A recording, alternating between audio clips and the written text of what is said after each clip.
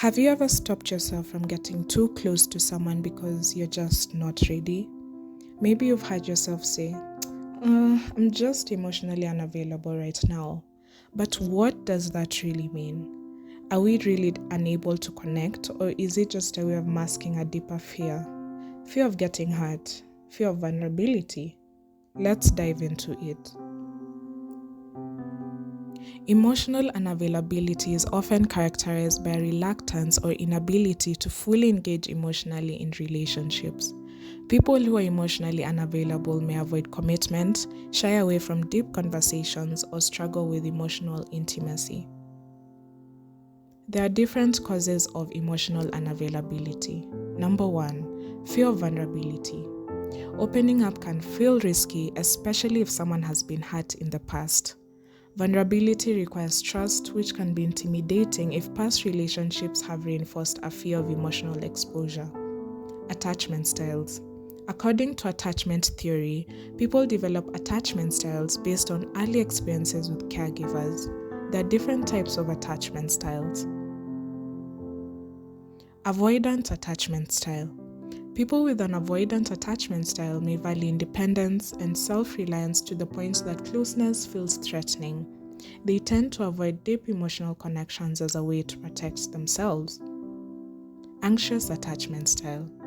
Those with an anxious attachment style may fear rejection, but at times might also appear emotionally unavailable by seeking reassurance without opening up fully about their own emotions. Other causes include personal trauma. Traumatic experiences, especially in relationships, can lead individuals to protect themselves by being emotionally unavailable. Self-identity.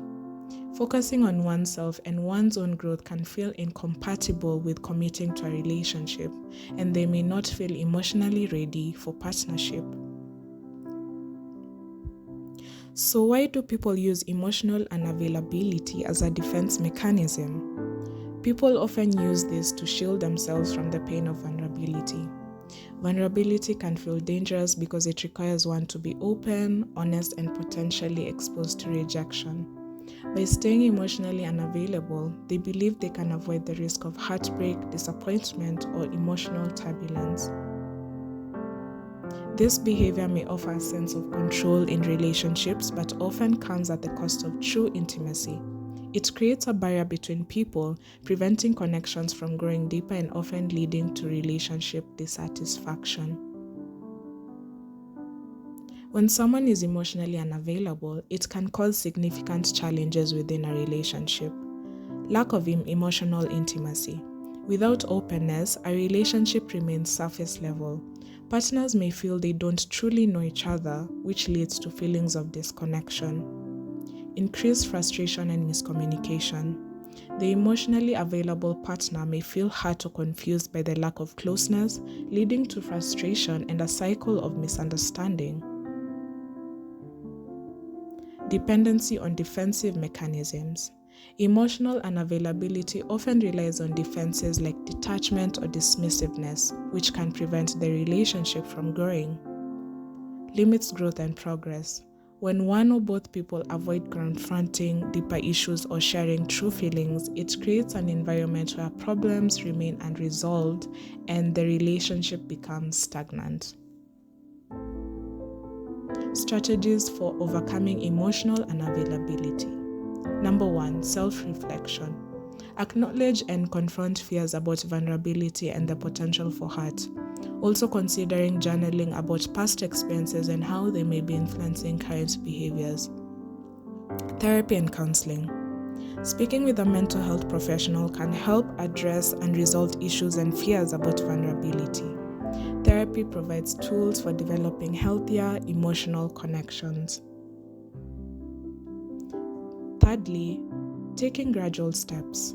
Instead of forcing sudden changes, individuals can take small steps toward being more open, such as sharing small personal details and practicing active listening with their partners. Emotional literacy. Emotional literacy can be developed by observing and reflecting on one's emotional responses and learning to express feelings constructively. When should you reevaluate the relationship? If emotional unavailability becomes a persistent barrier to the relationship, it's very important to consider whether the relationship can realistically meet both partners' needs. Open conversations about expectations, emotions, and commitment can clarify whether both partners are capable of emotional connection. Thanks for tuning in to explore whether we're emotionally unavailable or just afraid of being vulnerable. Remember, opening up isn't easy, but it's where real connection begins. So what do you think? Is emotional unavailability a choice or a defense? Drop your thoughts in the comments below.